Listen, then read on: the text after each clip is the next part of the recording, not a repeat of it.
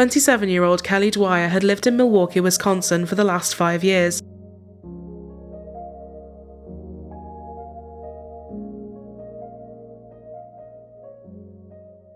She was always a busy and social person, and around her 3 jobs she was frequently out with friends, enjoying the nightlife and atmosphere of the local bars and restaurants. Her dad Tony said she seemed really settled and content there, and despite her hectic schedule, she always tried to catch him up and talk when they could. I love you so much, and I'm so thankful for you and all of those things, and I don't want you to be sad because we're not talking. You can always pick up and call me. I'll call you right back if I don't pick up. But yeah, I love you. I hope to hear from you in the morning. Kelly's aunt said she always believed the best about people. Her optimism was contagious, which is why she had so many friends. The 27-year-old loved travelling and had always been very sporty, showing particular promise for tennis from a young age, but she soon traded tennis for yoga and got a job as an educator at a Lululemon athleisure store. She also taught yoga on the side at a local studio and worked part-time as a nanny a couple of days a week. Kelly, like many, was big on social media and dating apps. She had been casually dating and enjoying the single life, but for about a year she had regularly been seeing a 38-year-old named Chris Socko. Kelly told her dad Tony that she was smitten with a successful IT executive, who once even worked in IT for the Yankees. But for some reasons unknown, Chris had left and headed for Milwaukee in search of something new. Chris, like Kelly, was always on the go too. He worked a lot of hours, loved sports and travelling, and enjoyed the nightlife of Milwaukee just as much as Kelly. And on October 10th, 2013, Chris and Kelly headed on a night out to some of the local bars, meeting up with friends here and there as they went.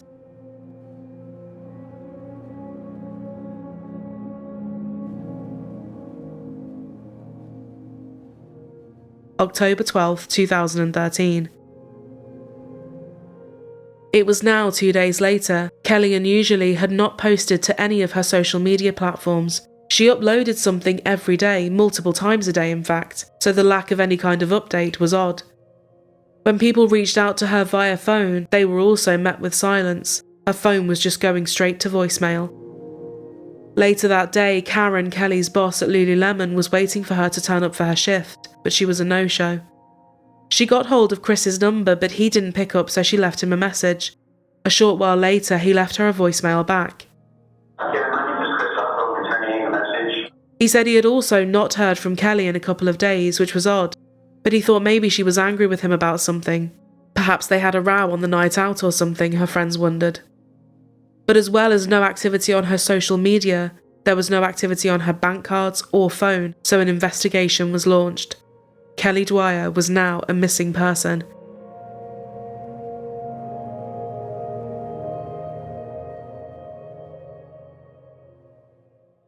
Chris told people that Kelly met him at his 18th floor apartment in Lafayette Tower, and just before 8 p.m, the pair of them had left to try and pick up some cocaine, but ended up empty-handed. They then went out for drinks at a bar called Allium, just a short walk away from his building. Over the next few hours, they met up with different friends coming and going. The drinks were flowing and everyone was having a great night. Kelly caught up with one friend saying she had the next day, October the 11th, off. She wanted to get a workout in and get some laundry done, but overall she just wanted to take it easy. Just after 2:30 a.m, Chris and Kelly left and went back to Chris's apartment.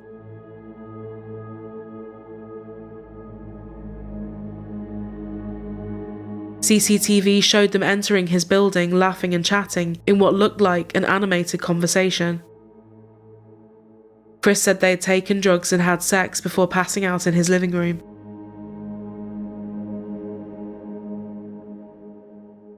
He said Kelly then left his apartment at 9 a.m, and he knew that was the time because he heard the door close and looked at the clock. He hadn't heard anything from her since. Chris hadn't spoken to her for the rest of the day but had been distracted anyway, moving some sports equipment to his mother's house.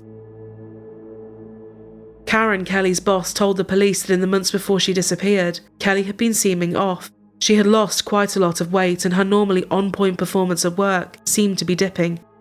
She even sent her home one day as she appeared to be glassy-eyed and out of it, something Kelly said came from taking an allergy medication on an empty stomach. But both police and friends said this wasn't enough to give anyone reason as to why she would suddenly go missing.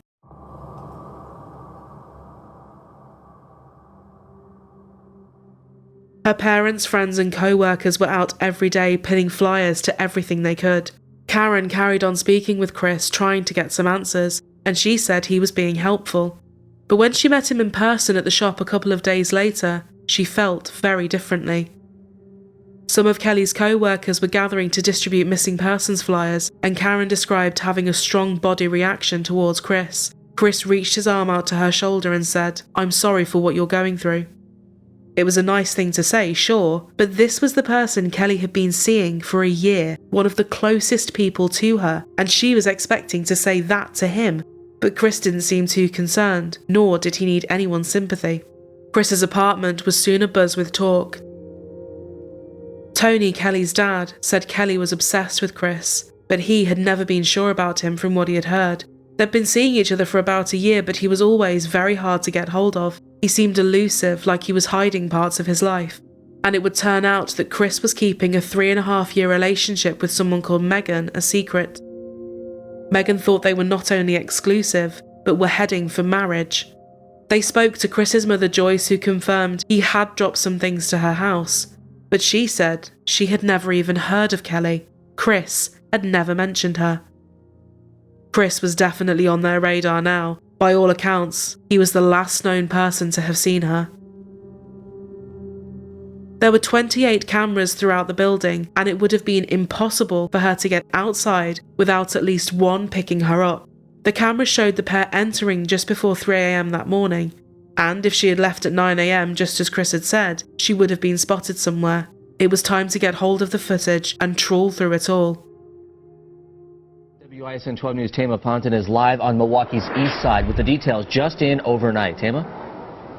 Well, we have just learned in the last hour that Kelly Dwyer's mother plans to come to Milwaukee today and meet with the police between 10:30 and 11 o'clock, and they do plan to speak to the media. We will keep you covered on what happened. This is one of the many posters hanging up in numerous businesses here on the east side of Milwaukee as the search for Dwyer continues. Now, this is the apartment building here at the intersection of Windsor and Prospect where Dwyer was last seen. Now, authorities have been searching for Kelly Dwyer. This is the most awful, incredibly horrible thing anyone could ever go through. I don't know where my baby is. It had now been just over a week since Kelly was reported missing, and the police were back at Chris's apartment looking for clues. He still didn't seem particularly concerned, saying their relationship was far more casual than Kelly was telling people. He said they had partied a couple of times a week, and it was more a friends with benefits type deal, whereas Kelly called him her boyfriend. He also said that Kelly was casually seeing other people too, and hadn't come off her dating profiles. He gave them some names to look at, of people he thought could be behind her being missing. Kelly's friend said she was definitely more into Chris than he was her, and it was clear that she wanted more. But knowing he wasn't pushing for the same things, she was keeping her options open and still checking out dating apps from time to time. He admitted to taking drugs with Kelly that early morning, but said there was nothing else illegal or nefarious going on. Kelly had left that morning, and that was all he knew. As the detectives were talking to him, one of them got a text from an officer who had been checking the cameras in the building. The message simply said, she did not leave. Kelly had not been picked up on any camera at any exit leaving Chris's apartment block. She had entered that morning, and that was all they could find. This was obviously alarming, so when they spotted various drugs lying around, it was enough to take him to the station, where they hoped they could get more information. But the interview was over just as quickly as it had started, with Chris lawyering up fast. They got a search warrant and carried on uncovering more. A lot more than they were expecting. As well as the vast amounts of drugs and drug paraphernalia, they found child abuse material on various hard drives and CDs, showing videos of children as young as 2 years old. Police said it was sickening, some of the most disturbing things they had ever seen. Investigators also found a video on Chris's phone. He had filmed Kelly during a sex act where she was struggling to breathe and was in distress. She was bound and blindfolded. This was just 3 weeks before October the 11th. Detectives couldn't even tell if she was fully conscious, let alone knew she was being recorded. They found more photos of Kelly, and these definitely showed her completely unconscious. On another hard drive, they found other very violent and asphyxia-related pornography. The shower curtain in Chris's apartment also appeared to have been torn from its hooks and was now missing, and the air in the bathroom was thick with the smell of bleach.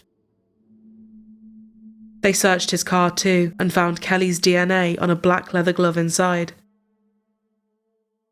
They knew he had to be involved in her disappearance, but for now at least they had enough to arrest him given what they had found, which gave them more time to look into Kelly's case. And that breaking news, new child porn charges against Kelly Dwyer's friend. He is not charged in her disappearance, but Chris Zacco is facing 17 new counts of having child pornography on his computer. Chris Zacco was arrested and charged with being in possession of drugs including cocaine, hydrocodone and oxycodone, and being in possession of child abuse material too. He was also named as a person of interest in Kelly's disappearance. After he was charged, he pleaded not guilty. It was now a month since Kelly went missing, and her parents were appealing to the media, offering a reward for any information. Mother has been in agony since her daughter vanished more than a month ago. It honestly gets harder every day to be hopeful. The longer it goes, yes, it's very hard to remain hopeful. It sounds like a cliche, but there are no words to say how horrible it is. I can't believe that I've survived a month without my daughter. Maureen Dwyer stood in front of a podium in the shadows of Chris Zacco's condo. Surveillance video captured her daughter Kelly walking into the building last month, but sources tell us it doesn't show her walking out. It is frustration, but we continue to hold out hope that we will locate her, and we're not giving up. We're still considering this a missing persons investigation. Police believe Zacco may have been the last person to see her alive. Kelly's mom talked about their relationship. I do know that she talked about him. I mean, they had been seeing each other for almost a year. So again, a $10,000 reward is now offered in the case. No conviction necessary.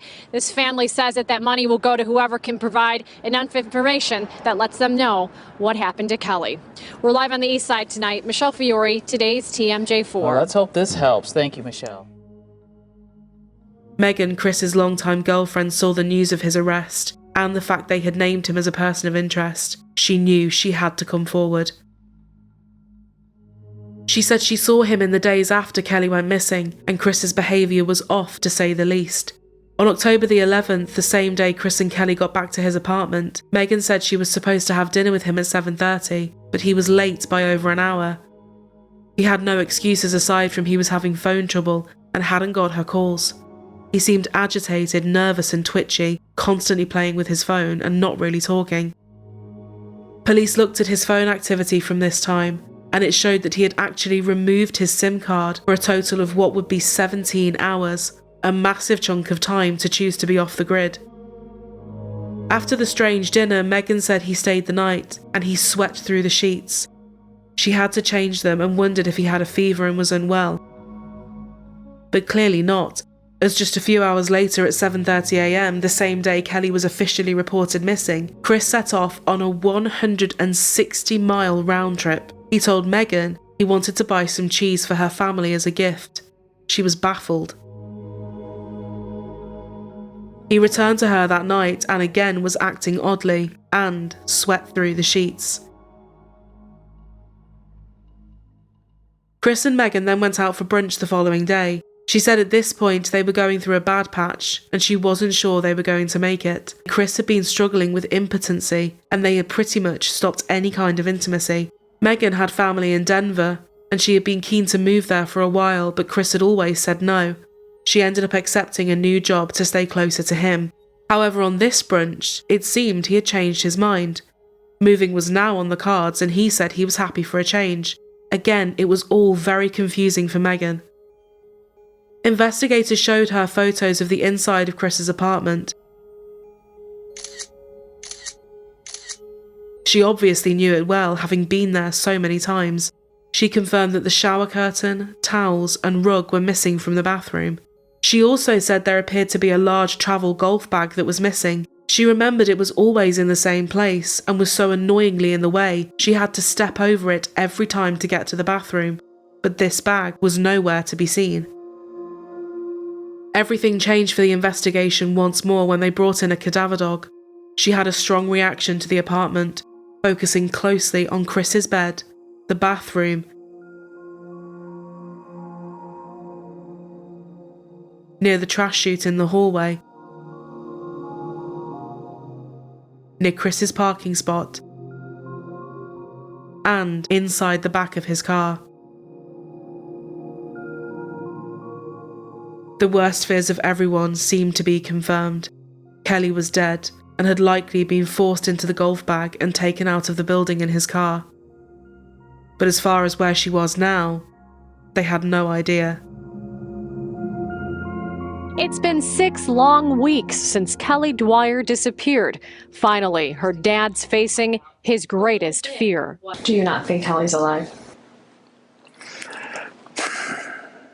I don't think she's alive. I don't think she's alive. It's getting harder every day. They're frustrated with the investigation. I think the Milwaukee Police Department has some wonderful people working there, and I think their hearts are in the right place. But for some particular reason, this case has not gotten the priority that it should. Kelly's boyfriend has not been arrested in her disappearance. However, Chris Zacco has been charged with keeping a drug house and 17 counts of possessing child porn. Prosecutors asked for $250,000 in bail, calling him a probable homicide suspect. Everything points to the fact that he did do something. In my heart of hearts, I believe he did something. Given the reaction around the trash chute, they had to consider the possibility that she or items belonging to her may have been in it at some point that night. And this led to them searching the landfill for days. News now, Milwaukee detectives will resume their search of a Menominee Falls landfill for a 5th day today. They are still searching for any evidence in connection with the disappearance behind Kelly Dwyer, the east side. They increased Chris's bail, worried that he might be a flight risk. Well, right now at 10, a judge more than tripled Chris Zacco's bail today. However, he still posted it and was let out while awaiting trial. While in jail for that brief time, however, he allegedly admitted to another inmate that he had killed Kelly in what he called a rough sexual encounter. The inmate, Dontrell, said Chris tried to enlist his help to set up a possible hit on an ex-girlfriend, and this was when he confessed to killing Kelly. But frustratingly for the prosecution, this was not allowed to be used in court at all. He eventually pleaded guilty to the drugs charges, however was still fighting the charges of possessing child abuse material. Portrayed in court documents as a wild guy, using drugs and bondage during sex acts, Chris Zacco was rather subdued in the courtroom. At the hearing, the defense gained something: time. They want more time for their experts to study Chris Zacco's hard drive. Because of the nature of the alleged offenses, that analysis will require the expert to be I guess at the police department or at some facility the police department controls. Judge Borowski agreed to give the defense a few extra days. In April 2014, with still no sign of Kelly, her investigation was reclassified as a cold case. Her family and friends were devastated. A missing persons case is hard enough as it is, but hearing the words cold case brings a whole new set of emotions. Was this ever going to be solved? Would they ever find Kelly Dwyer? New at noon today, a trial date has now been set for Chris Zacco. Maureen Dwyer got up at dawn to make sure she was at this court hearing for Chris Zacco. During the hearing, a June trial date was set. Although the charges don't relate to Dwyer, Dwyer's family is hopeful there'll be some resolution soon. He did something to Kelly, and we want him to tell us about it. He's guilty of sin and slow-moving process, and he's walking free while Kelly's body's decomposing. A few months later, Chris was found guilty on 16 out of 17 counts of possession of child abuse material. Although Kelly's disappearance could not be mentioned during that trial, after he was found guilty, the prosecutor, Sarah Hill, invoked Chris's involvement in her being missing in the run-up to his sentencing. It was a factor in his sentencing to some extent, a factor that I argued was relevant to his character, she said. He was sentenced to 19 years in prison. His mom, Joyce, was protesting his innocence with everything. She said there was nothing even weird about the hard drives they had found. She said as a man working in IT, it wasn't uncommon to just collect IT-related equipment. She said he had taken it all from an old job and would have no idea what was on it. Kelly Dwyer vanished from her boyfriend's luxury high-rise 1 year ago this week. With it now being a cold case and the police focusing their attention elsewhere, Kelly's family had hired a private investigator, and he began searching across 3 huge areas of Milwaukee. Ex-partners of Chris all had very alarming stories to tell about their relationships and sex lives with him. They spoke of once consenting relationships that very quickly took a dark turn. Chris repeatedly choked partners, and one woman said she almost died. This was just a few months before he started seeing Kelly. One of his exes said she would frequently struggle to get free from him, and sometimes he would pinch her nose to further prevent her from breathing. She said she continued the relationship because, in her words, when I'd get my air back, he'd highly praise me and give me lots of validation and self-worth, saying I did a good job and he really wanted me, which was kind of what I was going for. He would do things without consent, and on one occasion she genuinely feared for her life, worrying if she resisted, she could be in grave danger. She described a horrific sexual assault and was so traumatized by it, she didn't even want her name on record. They learned that Kelly would often talk with her co-workers and friends about enjoying a more adventurous sex life, but even still what they had seen on that video on Chris's phone and in those photos was concerning and seemed a step too far. Another ex, known only as Miss C, told investigators she had met Chris on Craigslist. She wanted a casual relationship with dominant and submissive roleplay, but she said Chris quickly started breaking the rules they had both made, which put her in danger. Signals and safe words to stop he would simply ignore. It was like he wanted to see her almost die. She said one night Chris pinned her down and raped her as her children were sleeping next door. That was the last time she saw him. The police and prosecution now believed that the only logical, reasonable conclusion to draw was that something like this had happened to Kelly, and this was how she had died. If they were going off the assumption he had disposed of her body on October 12th, when he was allegedly driving to buy cheese in Madison, they had 160 miles to look over. It was such a huge and overwhelming distance. His credit card showed he had purchased a pair of shoes on what would have been the way back from Madison. It was a long shot, but maybe she was somewhere in that area. But before the searches even started, a resident called in. He had spotted what looked like a human skull tangled in an overgrown area of embankment on a dead-end rural road. They soon uncovered a whole human skeleton, completely intact apart from a couple of finger bones. The right leg was rotated inward, and the left arm was bent behind the ribs and backbone.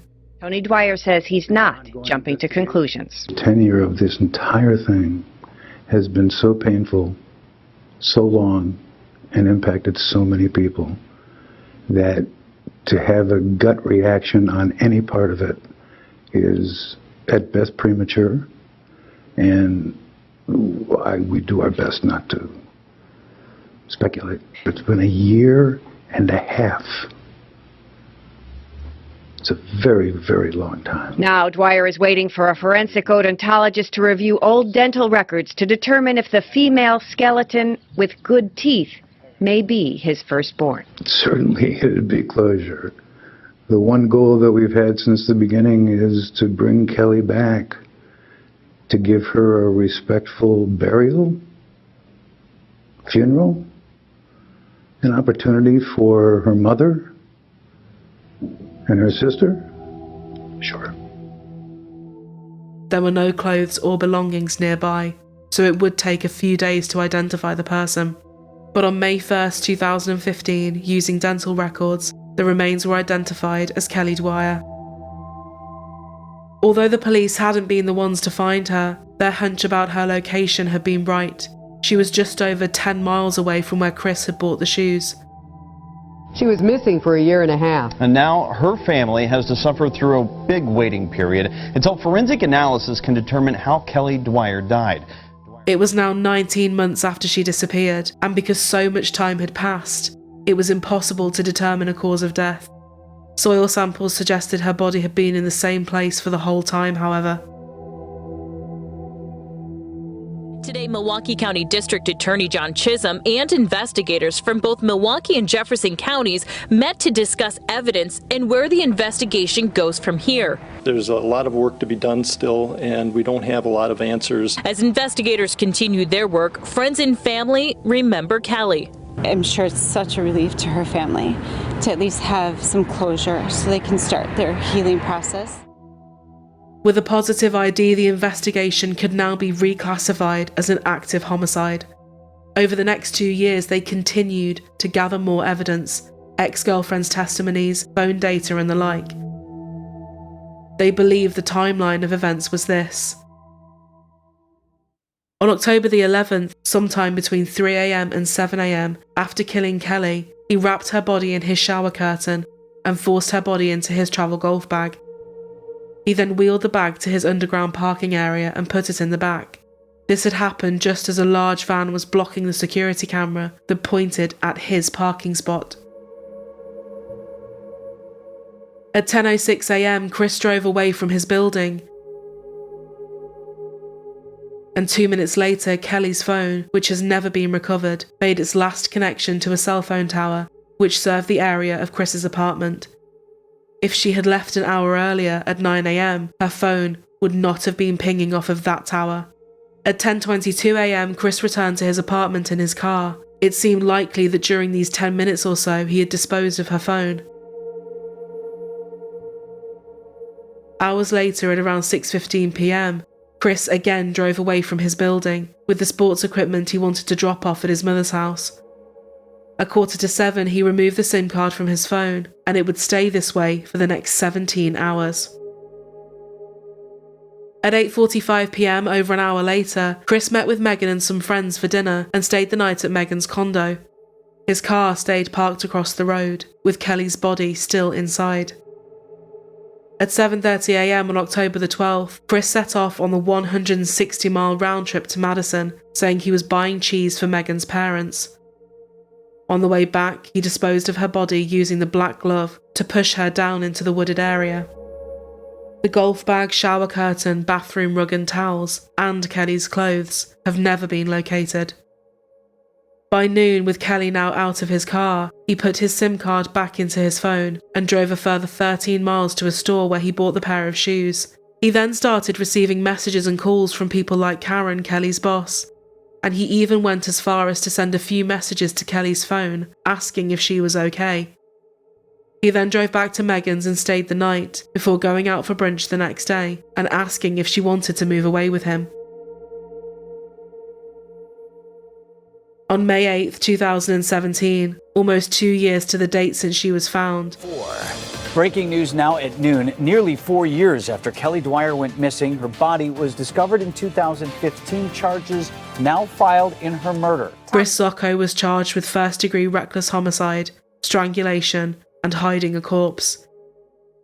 As I've briefly read through the criminal complaint, the Milwaukee County DA's office has spent time gathering at least 5 other women that Zacco had previous relationships with and laying out a pattern of sexual deviance. Now, I'm continuing to dig deeper into this criminal complaint here. It is long, 16 pages. A bit of a jigsaw puzzle, and there were a lot of pieces that were always available to us.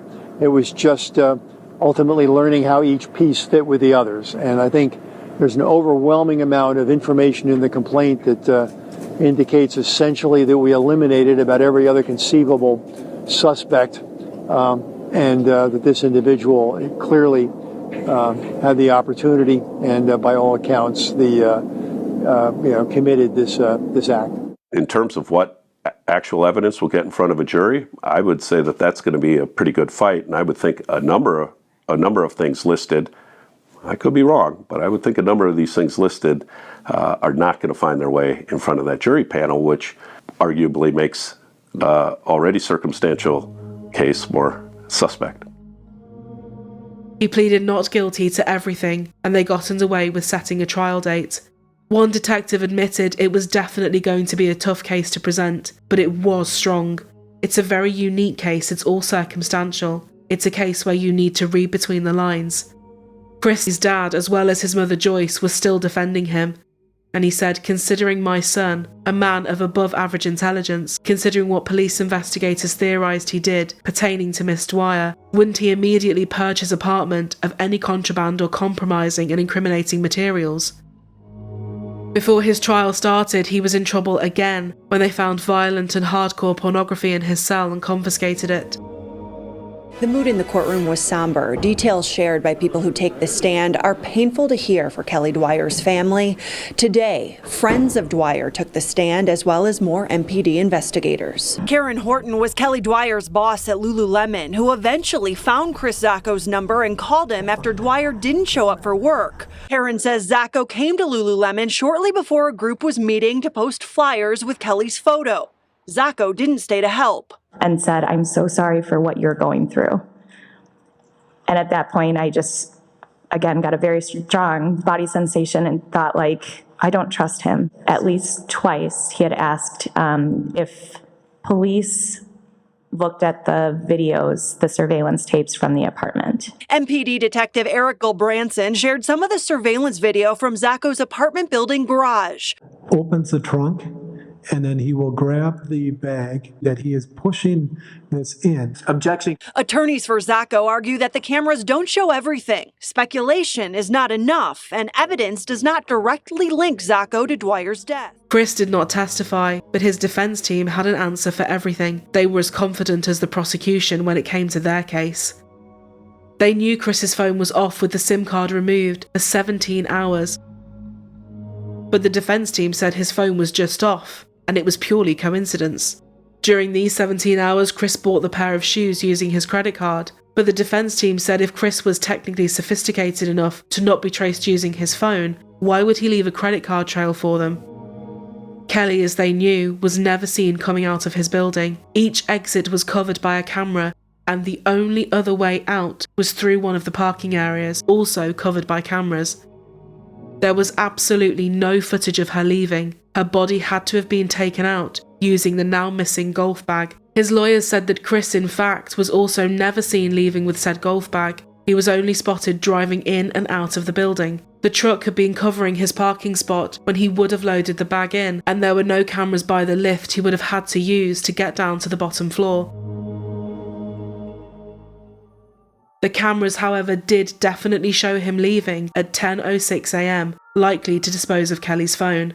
And when he returned less than 15 minutes later, he briefly opened his trunk, where a white or greyish coloured item could be seen inside. Prosecutors said this was consistent with that very travel bag. It also couldn't be ignored that the cadaver dog had reacted in that exact spot of the parking area, as well as inside of his car. They said even though they didn't have the exact moment he placed the travel bag in his car on film, there was enough to prove the bag existed, as Megan had seen it, and Kelly was forced inside of it, and she had been inside the back of his car. Megan testified, as did the detectives and other people Kelly had been with. After 9 days, both sides rested their cases. After just 2 hours of deliberating, the jury had reached their verdict.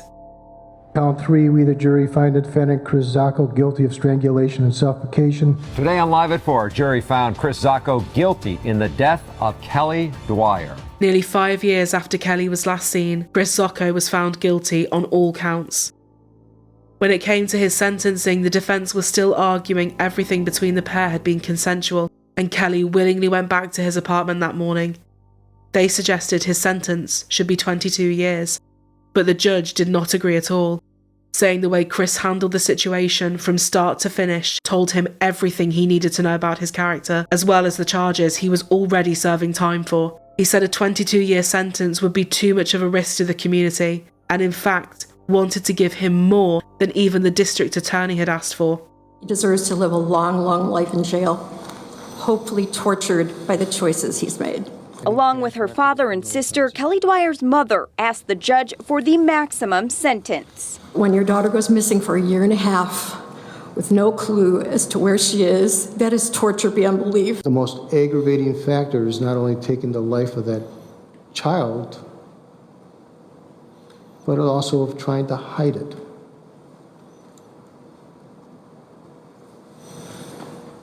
in a demonic way.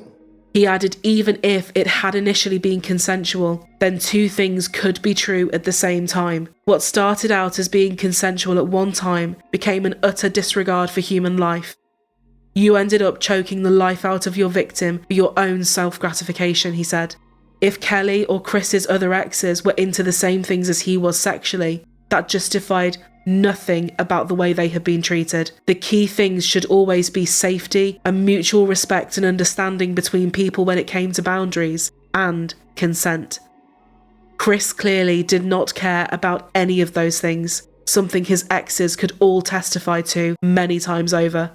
They also had to actually think about how long it would have taken Kelly to die. He could have stopped or at least called for help if he was concerned at any point. He didn't do that. He carried on until she was dead and then covered it all up, continuing on with his life like nothing had happened. The prosecution said this, combined with the ex's testimonies and the child abuse material found all over his apartment, showed that he was an incredibly dangerous individual that cared for little but his own sexual gratification. After years of going unsolved, the man found responsible for the death of Kelly Dwyer will spend 31 years in prison. In 2018, 43-year-old Chris Zacco was sentenced to 31 years in prison, followed by 19 years of extended supervision. This, added to the 19 years he was already serving for possession of child abuse material and drugs, means he will likely die in prison. He appealed against his conviction for possession of child abuse material and drugs, but in 2019 this was denied, and his conviction was upheld.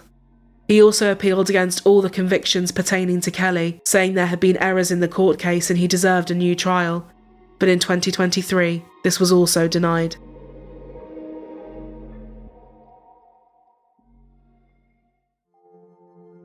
It had been a long and difficult process for Kelly's friends and family, worrying for years that this might never get solved, and even with Chris's conviction, it brought little peace to anyone. But they could, at the very least, give Kelly a proper burial and say goodbye to her.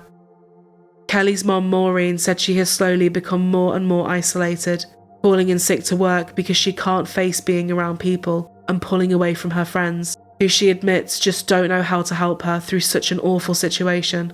She said, "There's no feeling better, no moving on. There's just a new normal, and that's excruciatingly painful."